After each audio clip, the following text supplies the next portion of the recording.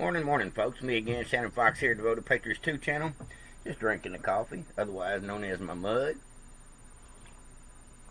Texas mud. At any rate, I'm fixing to put a compilation together of some of the greatest moments at CPAC, at least some of the highlights that I had found through me watching this on Newsmax and RSBN as well, last couple of days. Now, Trump is speaking later on today. He'll probably be the last speaker at the event, the way it usually goes. And Mark Robinson will be sometime today, and I am looking forward to that as well. So I'm guessing I'll have to bring you his stuff on another video. But I've got Ted Cruz and Jim Jordan, Marjorie Taylor Greene, several of them who stood up and spoke about what's really going on in our country. I did my best not to put too much of the selection news in the video because we're over here on Commie 2, of course. But I just wanted to put this together for y'all, and like I said, I'll probably be putting another one together with a little bit of Trump's speech and definitely Mark Robinson's speech. They're both firehouses when it comes to telling the truth, and I love it. Go ahead and check out this video. It's a splice together of several great conservative voices here at CPAC in Dallas. Like, subscribe, and share Devoted Patriots, and check them out. Check out these videos. You know that. I'm kind of being sarcastic because I think you're probably very in demand on the campaign trail. You're going everywhere. We picked up 15 seats. By the way, I just want to say this. It's really pretty much impossible to pick up 15 seats in the House and lose the White House. I just want to say that. I just don't think it doesn't really work. When incumbent presidents go on to lose, they also lose seats, right? Typically. In these legislative chambers. But you kind of did most of the work last cycle by picking up all those seats, and you all deserve credit. I remember telling everybody, I'm looking at Donald Trump's strength. We're going to pick up seats in the House. You couldn't find anybody in the swamp that they were like, no, we're going to lose a couple seats. You were a believer then. We don't have that many seats to go to get the majority. What's the number one priority for Jim Jordan in a House majority? Well, to do a couple things. One, do what we said. So we need to pass the legislation that's consistent with what we campaigned on. We need to. But it'll stop, right? It'll pass the House, and then there won't be enough senators, and of course Biden would veto it if there were. On the border, on big tech, on energy, we need to pass that legislation. If it gets to the Senate, he'll veto it. But we also then need to do the investigations in a way that's consistent with the Constitution. I mean, this is real important. The left, the Democrats, they went after President Trump for, well, they're still going after him, for goodness sake. They've never stopped going after him. But they do it just for purely politics because they don't want President Trump disrupting the swamp like he did when he was president. We got to do it in a way that's consistent with the Constitution. But we need to do it because the American people deserve the truth. Wow, that was nice.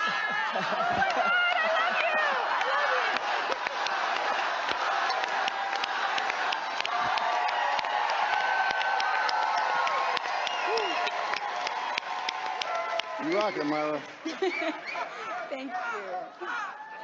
Is that a Tom show? Did something happen recently? I don't know. I've been busy traveling. Welcome, everybody. My name is Julio Rosas. I'll be the breakfast taco moderating today's panel. I heard it was racist securing the border, so I don't know. What concrete steps is your administration going to take to get things under control in Arizona? Well, I think one of the reasons that I won is that I have the most aggressive border security plan in the country that we've ever seen. And that's one of the reasons I got elected. Our plan is to call it what it is. We have an invasion at the border, and on day one, we're going to call it that.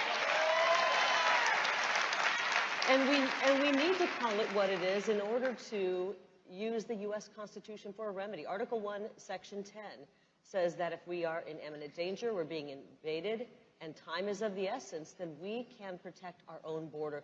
We don't need to wait for Joe Biden. We can't wait for Joe Biden. And so we're going to get down there. We're going to issue a declaration of invasion on day one as soon as my hand comes off the Bible. We're going to send our Arizona National Guard troops to the border and stop people from coming. We're going to finish President Trump's wall. And as a state, we're going to remember that we are sovereign. We created the federal government. They didn't create us. And we're not going to sit here with Joe Biden rolling out the welcome mat to the whole world. We can't accept people illegally like this. And nobody in Arizona wants an open border. They don't want the fentanyl pouring in. They don't want the cartels in control of our border. We want safety on our streets, and we want security. And we're going to do that for the people of Arizona starting on day one. I made money and I lost money. It's funny, before I was coming over here, a lady stopped me. She said, everybody ought to be in business before they get into politics. And you're exactly right. I wasn't sent to Congress to bankrupt the country. I wasn't sent to Congress to bankrupt my business. You make money. You make money for the American people when you're in Congress. Now, who comes to mind when you think about a politician who entered after a successful business career? Donald J. Trump. And you know, look at who we've got in office right now, a career politician. He's never made money. He's never lost money of his own. He's busy spending your money. Look at his backup. Kamala Harris, what a doozy. What a doozy. That laugh, first time I heard it, it's a cackle. It's a screeching sound. Pronouns, you know, when you think about somebody who wants to tell you what to call them, it's an egotism that I can't quite understand. What about it for idiot? How would that work? Folks, I had the privilege of building a product that is the American dream.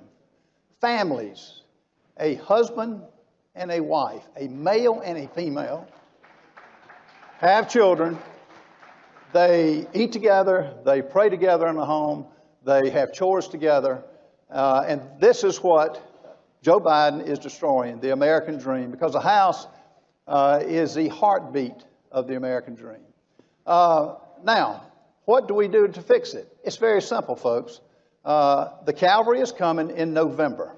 We're going to rip the gavel from Nancy Pelosi's hand. Now, that's not where it stops. What we've got to do is, one, we got to elect people, but we've got to have the courage to seal our borders. We've got to have the courage to make oil and energy in America. That's what helps my industry, because the home building industry is the benchmark for the economy. You know why? Because over 137 different trades, from sheetrock to architects to footings to the banker that closes the loan, it provides jobs to everybody all over the country. We got to protect that. And folks, I can't tell you, the courage will come from each one of you to demand of the newly elected officials, once we gain control, to do what they say they're going to do. Power for the sake of power is no good. I'm excited about the upcoming elections. I'm excited about getting something done. I'm excited about saying things that we're going to deliver. And let me close with this. Winston Churchill once said, when Great Britain was under siege, when didn't know whether they're going to survive, and I'll never forget this, he said, there'll be a time when doing your best is not enough. We must do what's required. Let us do what's required to take this country back. Let us do what is required to enforce our Constitution in the name of freedom. God help all of us. God help us to save America. Without America, where do we go? God bless each one of you. Thank you.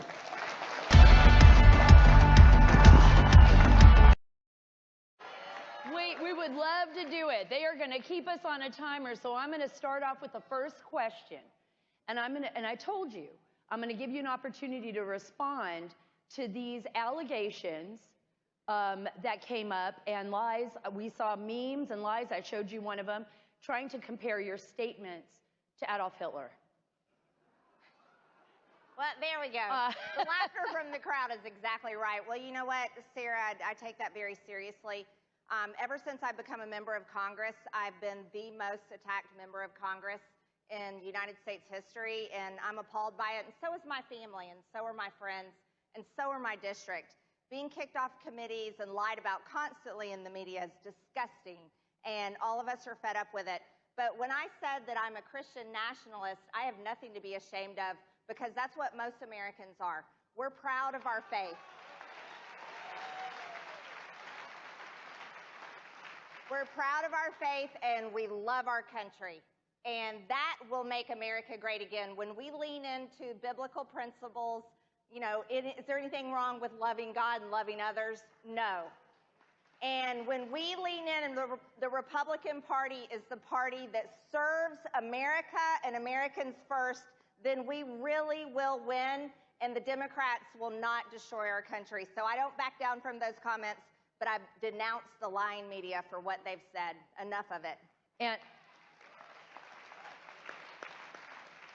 you've seen that over and over again. This is an issue that has been first and foremost, I think, ever since 2016 specifically. We saw the nation, you know, in turmoil, political turmoil, the weaponization of our agencies, the targeting attacks on President Trump, as well as other Republicans who supported him.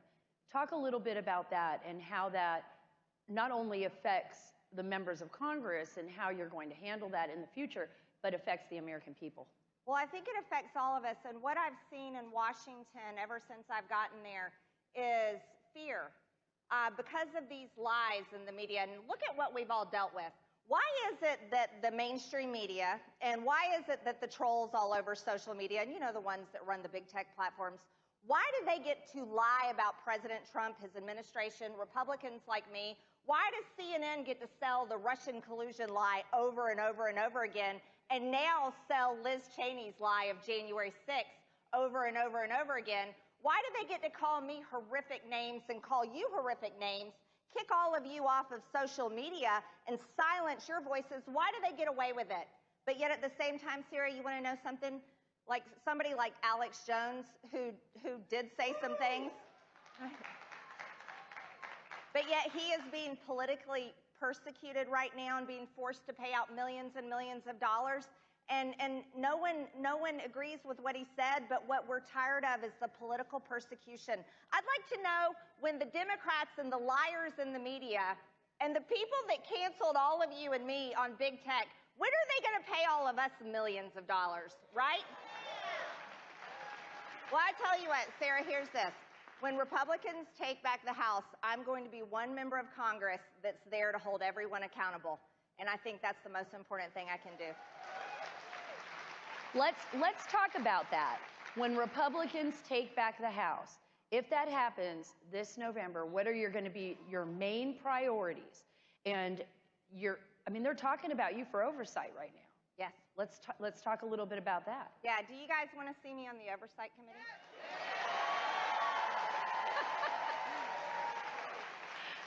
Yeah, there'll be some fire coming out of that committee. Sarah, you have reported on some incredible abuses, just outright breaking laws, horrible things that we've seen from our politicians, and those are the type of things I'd like to go after. Here, I'll just give you guys a few. What do you guys think?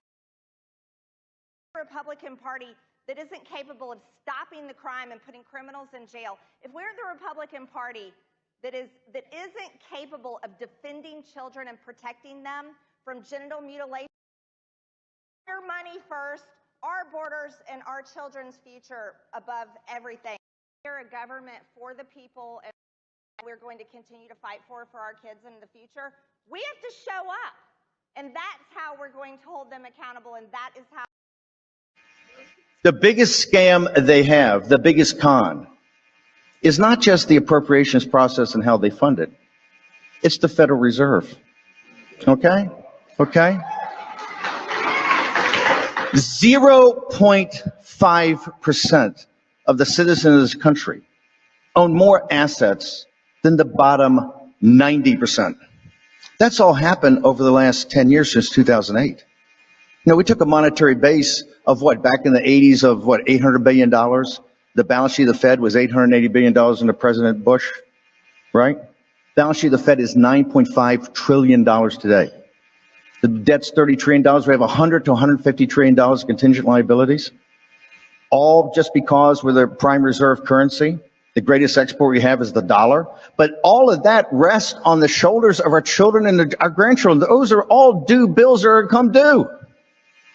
All we've done is we've just cranked everything up. That's why they're talking about these ridiculous, insane bills of trillions of dollars, because the Federal Reserve will print the money.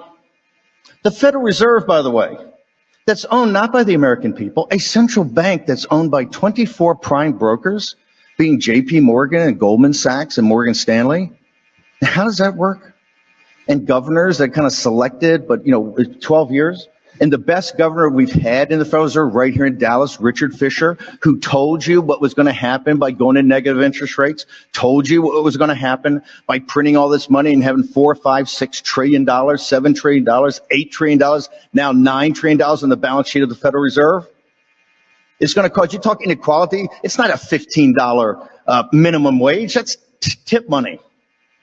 We have, I think M2 today is what, 22 or 23 trillion dollars. That's how the administrative state pays for itself. We don't need to audit the Fed. We need to end the Federal Reserve.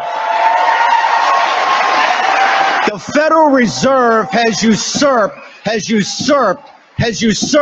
its power and the power of the American people and our elected representatives.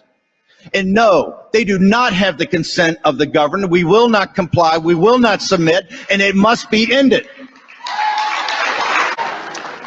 Reminds me of an old line that you never ask someone if they're from Texas. Because if they are, they'll tell you.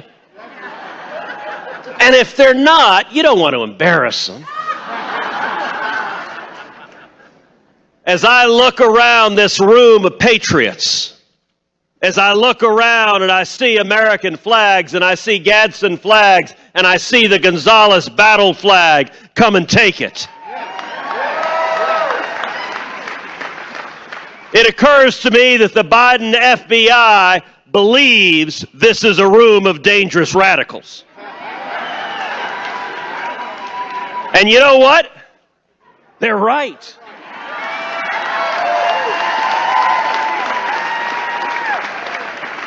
There is nothing more dangerous to a bunch of power-hungry, abusive, totalitarian nimwits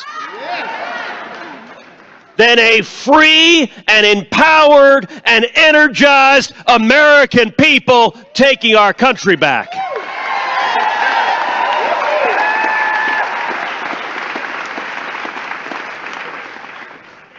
I'm here today with two simple messages that together are a word of hope and encouragement to everyone here. First, America is in crisis. We know this. We look at what's happening in Washington. The President of the United States shakes hands with the empty air. That ain't normal. If you look at what's happening in Washington, everything is going wrong. We got out of control inflation. The cost of everything is going through the roof. The cost of food, through the roof. The cost of electricity, through the roof. The cost of health care, through the roof. The cost of gasoline, through the roof. It's so bad, Antifa can't afford bricks. It is so bad, Eric Swalwell can't afford Chinese dinners.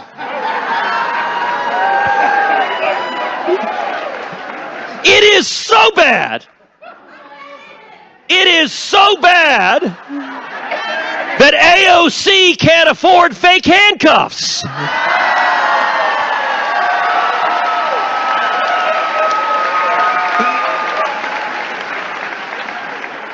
We have crime skyrocketing across the country, murder rates going up, carjacking rates going up. We have chaos at the southern border, the worst illegal immigration we have seen in 62 years. And as bad as the domestic and economic policy has been, the foreign policy is even worse. Every single region on earth has gotten worse. Every enemy of America is stronger.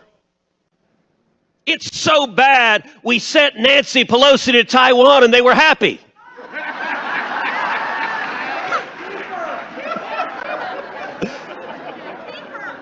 By the way, in a truly surreal moment, A Chinese state-owned newspaper said that when Pelosi came, the Chinese should shoot her plane down. The White House press secretary was asked, what does the White House think about this? And I kid you not, their answer was, we have no position on that. Like, what in the hell is wrong with you? Look, I'm no fan of Pelosi, but the only answer to an enemy of America threatening to murder the Speaker of the House of the United States is that would be an act of war, and the result would be devastating consequences.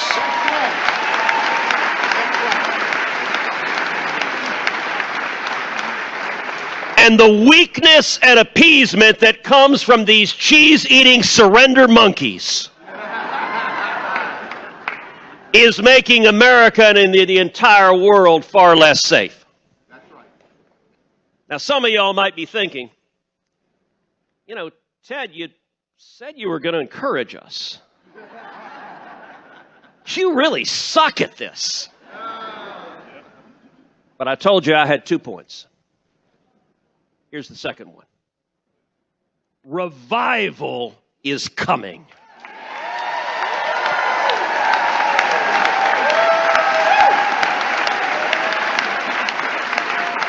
And I believe that with all my heart. You know, across American history, politics has always had a natural pendulum sense to it. One party gets in power, they go too far one direction, and the American people pull it back. Every terrible idea that comes out of Joe Biden and Kamala Harris, part of me grieves, but part of me celebrates. Because it's opening people's eyes, and it is accelerating people coming back. We are going to see in November not just a red wave, but a tsunami sweeping this country.